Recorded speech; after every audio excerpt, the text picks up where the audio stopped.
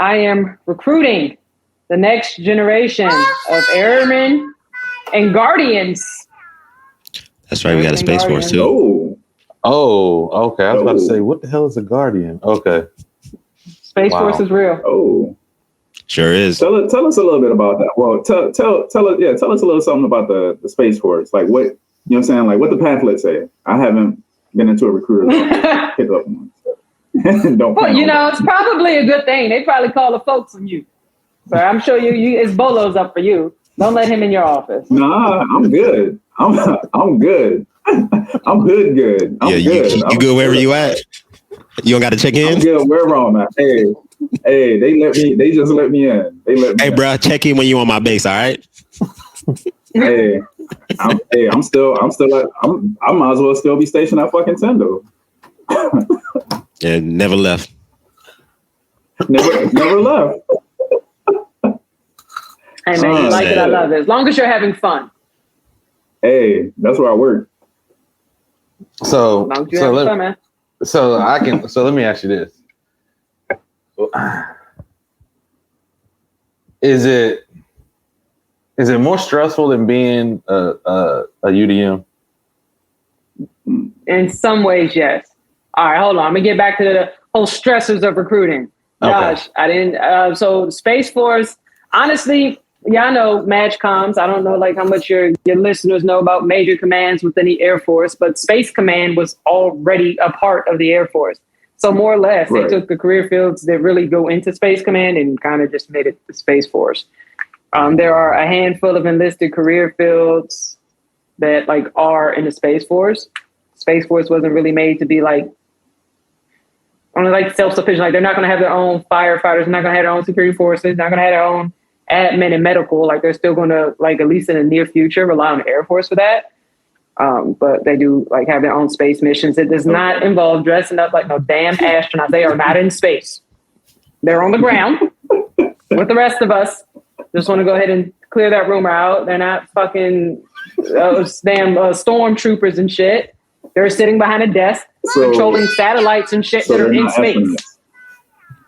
What's that? So I can't join the space. I can't join the Space Force and be an astronaut. No, you cannot. Just like you cannot go or Buzz Lightyear for that matter. No, you can't. Just like you cannot go walk into some NASA building and say, "Hey, I'm here to apply to be an astronaut." You're not walking in my office and say, "I want to go to space." Like, what the fuck are your credentials? I'm not sending you to space. You got a fucking 12 on the ASVAB. You're not going to space. Fuck. Okay, sorry. That's why you're here. That's why you're here. Dispelling all the bullshit. She said it 12. Wow. You'd be surprised. All right. But to answer your question, Keith, like some days it is more stressful. Because I mean, it's no secret. Yes, we have numbers, quotas, if you will. We call them goals. We do have goals. It's not like what people think. For the most part, you're not walking into some Air Force office and we're just pushing you through for the sake of hitting a number. We don't have to do that. We don't get in trouble if we don't hit our number. I didn't miss that motherfucker more than once, and I'm still here. There's no like negative connotation. Like it's like, okay, you fucked up this month, we'll do better next month. And if you continuously fuck up, you get training for it. They didn't come out and bring you out like flight chiefs, senior trainers, and they figure out where you're going wrong. So yes, we do have a quota. I like to go ahead and just throw that out there, but it's not like the stigma that a lot of people think. And that's Air Force. Now I can tell you what the other branches do. I work in a little strip. Like I'm cool with recruiters from all other branches. Like you might see some shit from them, but like we don't have a reason to do that. Okay. Can you maybe talk about? I was going to ask, what's the fastest you've had somebody come through the door and you send them out the door? Just curious. Air Force process is slow, man. That's another reason why we don't just be stressing to hit that number, because it's damn near like impossible. We can't get somebody out the door in like 3 weeks, like the Army can. So sometimes we get people like, yo, my mama finna put me out. I need to be gone tomorrow. Oh shit, I can't help you. Hold on. Probably like the soonest. What? No. That'd be my response to the person. Hey, you gotta hold on, bro. That's wild. I thought the process was. What'd you say, Josh? You mute yourself, bro. Yeah, I cut out there. No, I was saying I thought the process was a lot faster. Like getting into the military. When I first came into recruiting, we were telling people the average timeline from like you sitting at my desk, like being fully qualified to being out the door, on average was about 4 to 6 months for the Air Force. And we definitely had the longest timeline.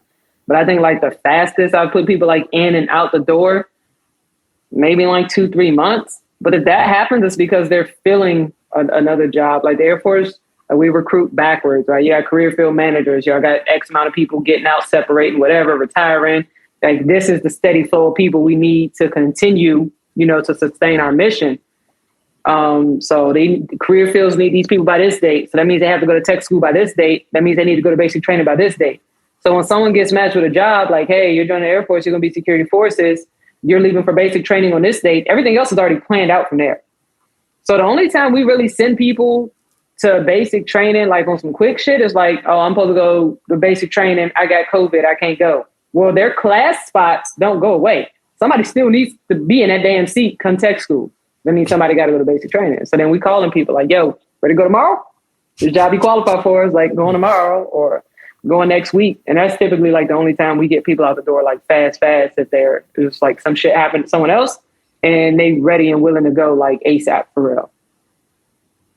Okay. And you mentioned you've seen some people get pushed through faster. What are some of the other tactics you've seen with the other branches? If you don't mind, elaborating a little bit. They just have like the Army, like they're the bigger branch. They have a bigger mission. They have room to put in more people. They have more class seats. It's just always about availability for them because they have more class seats. They're the bigger branch. They get more processing spots at MEPS. MEPS might be processing, like I'm just saying a number, like 80 people in a day. The Army is going to get about 45, 50 of those slots. The Navy going to get maybe 15 and, Marines and Air Force, like y'all ain't got that many people anyway. Y'all going to get 8 spots. Yeah. So sometimes we can borrow spots from them, like if they're not using all of theirs. But I might, like when I first started, I would put in a processing request like, hey, I want to send this person to MEPS. They can do their processing. And then they coming back like, there's not even a spot for me to send them for another 3 weeks. Motherfuckers in the Army, they just walked in and said, hey, they on the way out the door to basic training in 3 weeks. I'm still like trying to get them an appointment. That's wild. It's crazy. It's crazy hearing you. It's crazy hearing you talk about it because I remember the reports we used to have to do, and now hearing you talk about it, it's just making everything just make more sense now. If that's making any sense, because I saw the numbers. Yeah, I'm seeing, because then I was seeing a big picture, but now when she's talking about it, it's just crazy how it's all just making a whole lot more sense now. And let's say I walk into your office, fresh off the street, at my mom's house, like, what are the requirements in 2022 versus 2008, or have they changed exponentially? Is it like, as long as you haven't fucked up, like you're pretty much good to go? Like what are you seeing now versus 08 or 09 when you might have came in?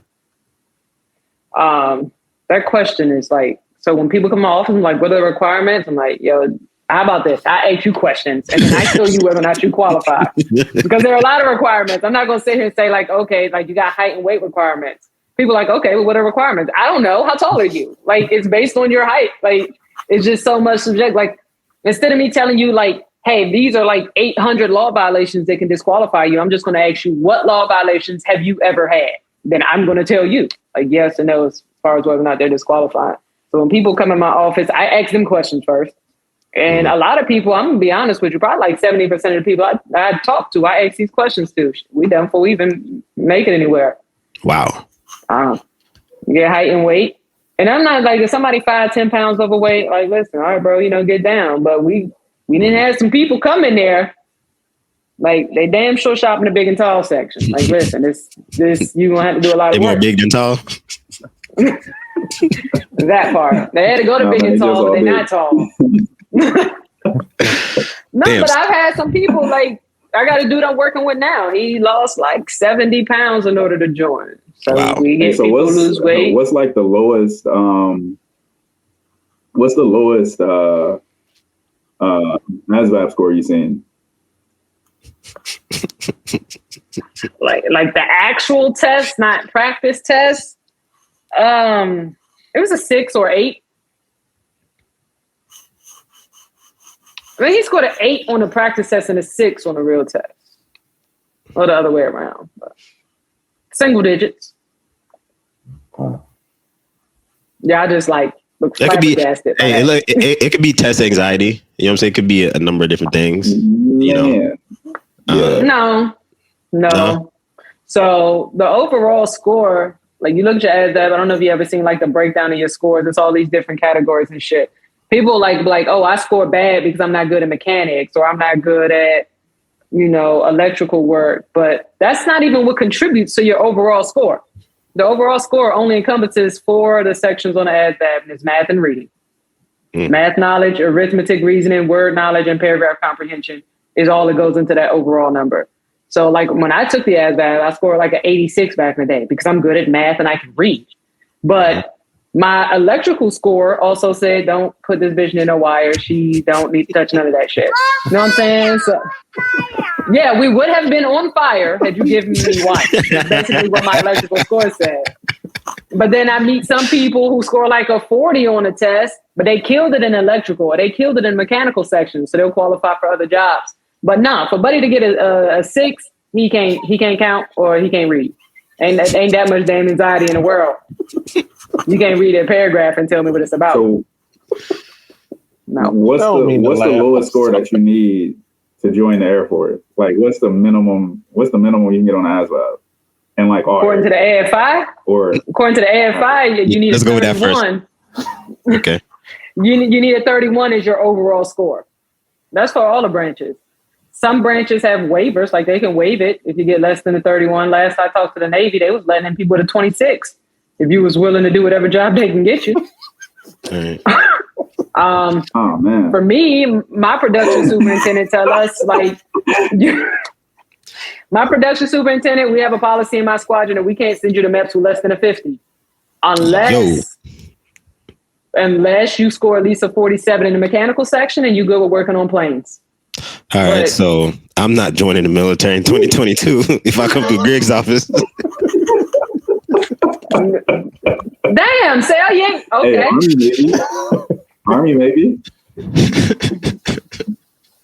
I joined at a good time. I ain't gonna lie to you. Like 42. I walk a lot of people down to the other branches, yo. For real. Like we actually do have a good working relationship. You all through like, hey yo, big dog, I think this one for you, yo. Pretty much.